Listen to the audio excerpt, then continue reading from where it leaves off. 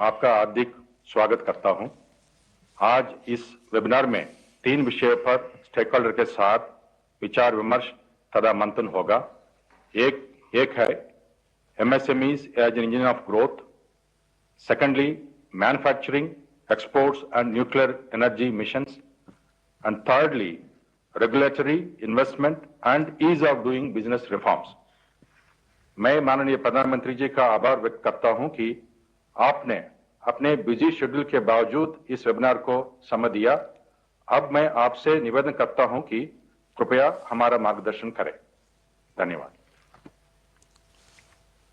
नमस्कार। कैबिनेट के मेरे सभी साथियों, फाइनेंस और इकोनॉमिक एक्सपर्ट्स, स्टेक होल्डर्स, देवी और सज्जनों, मैन्युफैक्चरिंग और एक्सपोर्ट पर यह बजट वेबिनार हर दृष्टि से बहुत ही महत्वपूर्ण है।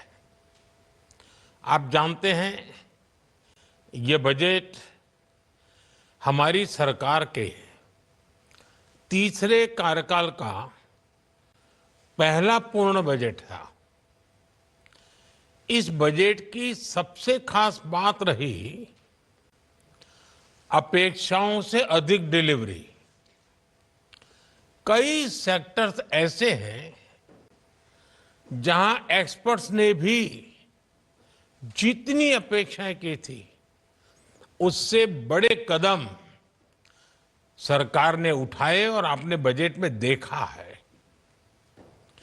मैन्युफैक्चरिंग और एक्सपोर्ट को लेकर भी बजट में महत्वपूर्ण फैसले किए गए हैं।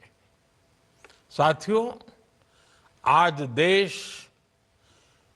एक दशक से भी ज्यादा समय से सरकार की नीतियों में इतनी कंसिस्टेंसी देख रहा है।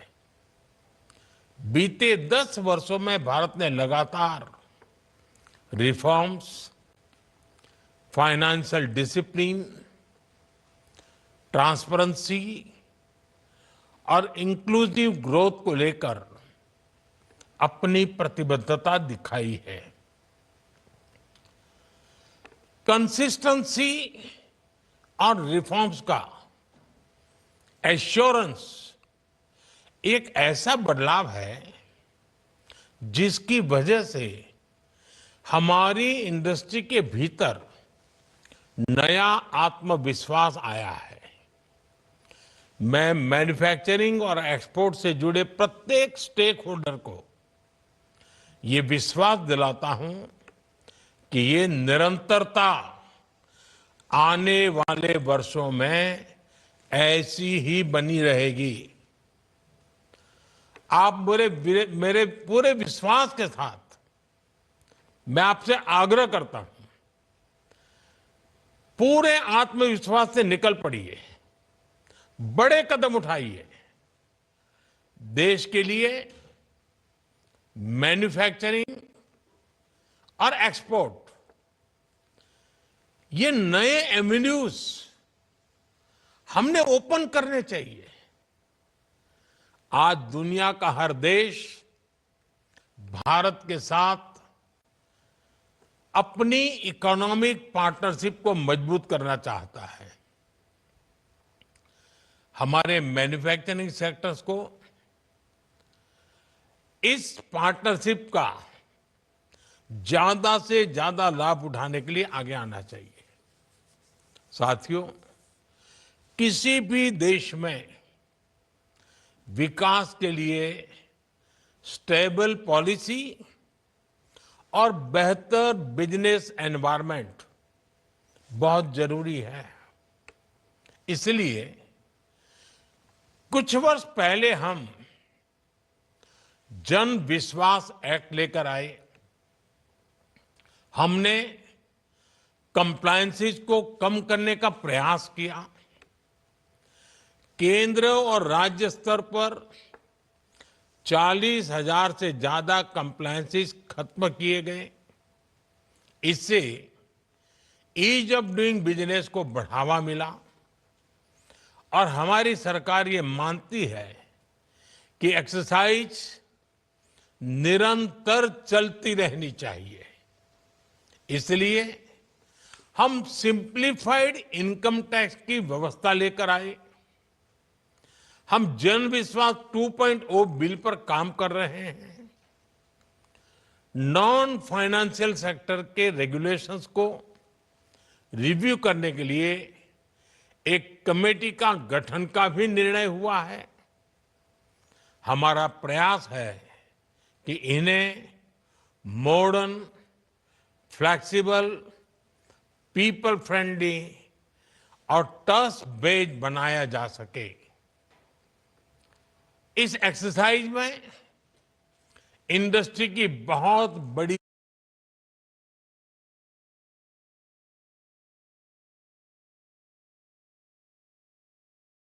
भूमिका है। आप अपने अनुभव इस एक्सरसाइज में इंडस्ट्री की बहुत बड़ी भूमिका है। आप अपने अनुभवों से उन समस्याओं की पहचान कर सकते हैं जिनके समाधान में ज्यादा समय लगता है। आप प्रोसेसेस को और ज्यादा सरल बनाने के सुझाव दे सकते हैं। आप गाइड कर सकते हैं कि कहां पर टेक्नोलॉजी का उपयोग करके हम जल्दी और बेहतर परिणाम हासिल कर सकते हैं। साथियों, आज दुनिया राजनीतिक अनिश्चितता के दौर से गुजर रही है। पूरी दुनिया भारत को एक ग्रोथ सेंटर के तौर पर देख रही है। कोविड संकट के दौरान जब ग्लोबल इकोनॉमी में मंदी आई, तब भारत ने ग्लोबल ग्रोथ को रफ्तार दी। ये ऐसे ही नहीं हो गया। हमने आत्मनिर्भर भारत के विजन को आगे बढ़ाया और रिफॉर्म्स की अपनी गति को और तेज किया। हमारे प्रयासों से इकोनॉमी पर कोविड का प्रभाव कम हुआ। इससे भारत को तेज गति से बढ़ने वाली अर्थव्यवस्था बनाने में मदद मिली। आज भी भारत ग्लोबल इकोनॉमी के लिए एक ग्रोथ इंजन बना हुआ है। भारत मुश्किल से मुश्किल हालातों में अपने रेजिलियंस को साबित कर चुका है।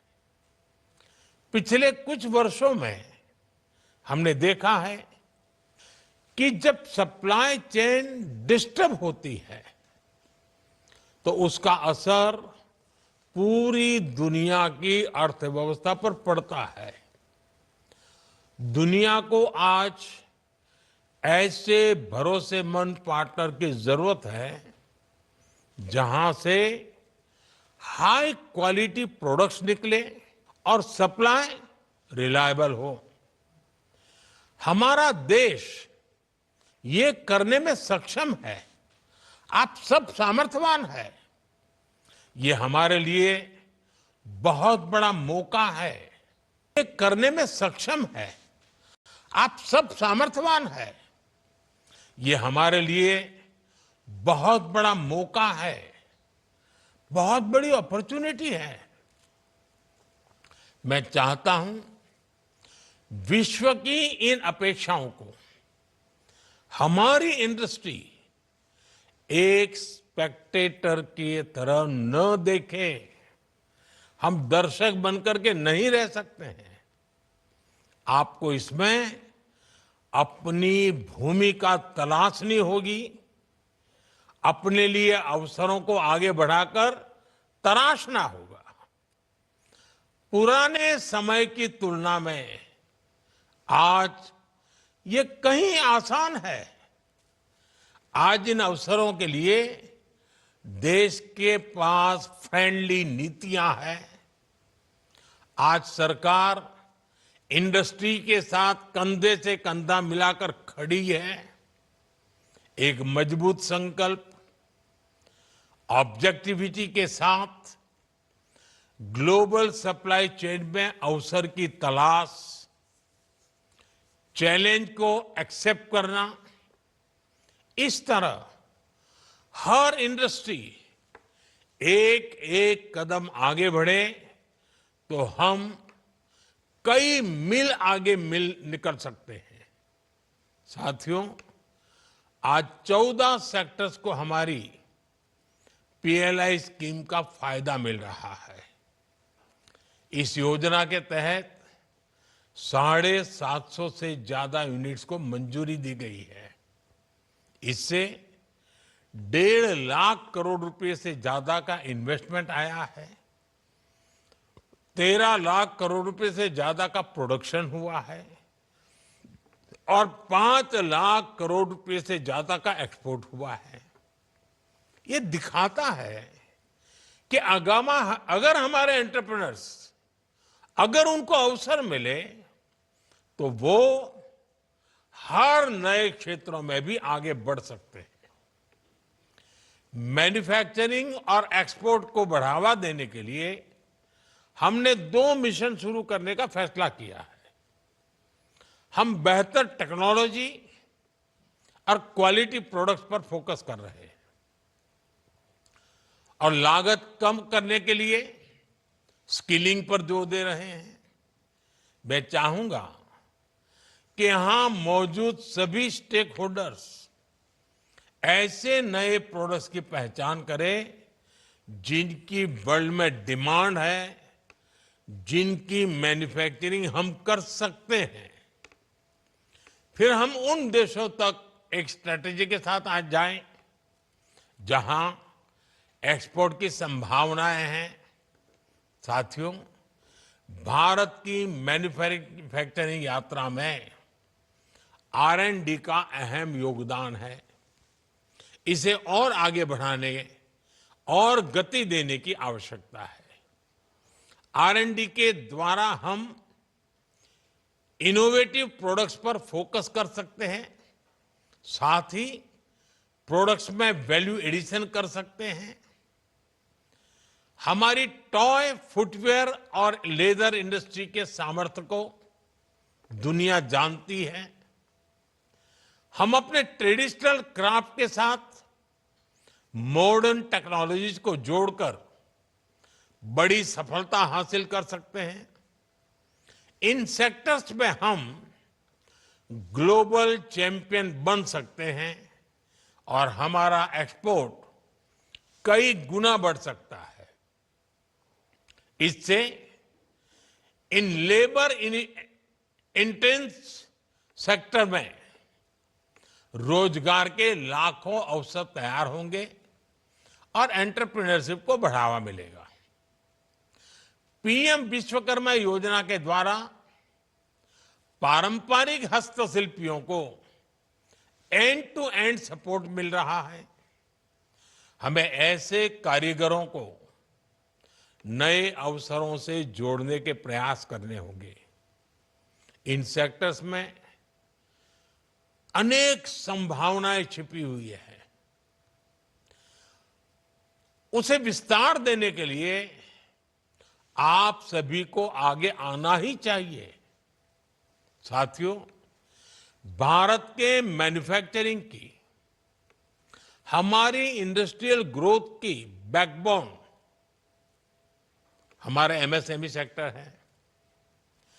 2020 में हमने एमएसएमई की डेफिनेशन को रिवाइज करने का बड़ा फैसला लिया था। ऐसा 14 साल बाद किया गया। हमारे इस फैसले से एमएसएमई का ये डर खत्म हुआ कि अगर वो आगे बढ़ेंगे तो सरकार से मिलने वाले लाभ बंद हो जाएंगे। आज देश में एमएसएमई की संख्या बढ़कर 6 करोड़ से ज्यादा हो गई है। इससे करोड़ों लोगों को रोजगार के अवसर मिले हैं। इस बजट में हमने एमएसएमईज की डेफिनेशन को फिर विस्तार किया है ताकि हमारे एमएसएमईज को निरंतर आगे बढ़ते रहने का कॉन्फिडेंस मिले। इससे युवाओं के लिए और ज्यादा रोजगार के अवसर तैयार होंगे। हमारे एमएसएमईज के सामने सबसे बड़ी समस्या ये थी कि इन्हें लोन आसानी से नहीं मिलता था। 10 वर्ष पहले एमएसएमईज को लगभग 12 लाख करोड़ रुपए का लोन मिला था, जो 2.5 गुना बढ़कर लगभग 30 लाख करोड़ रुपए हो चुका है।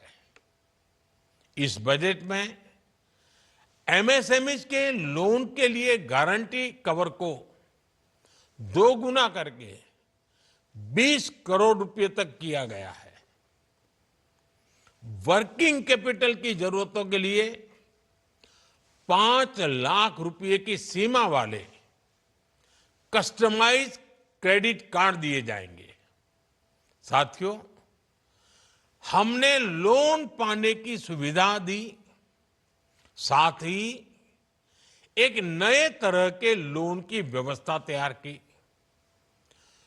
लोगों को बिना गारंटी लोन मिलने लगा, जिसके बारे में उन्होंने कभी सोचा भी नहीं था।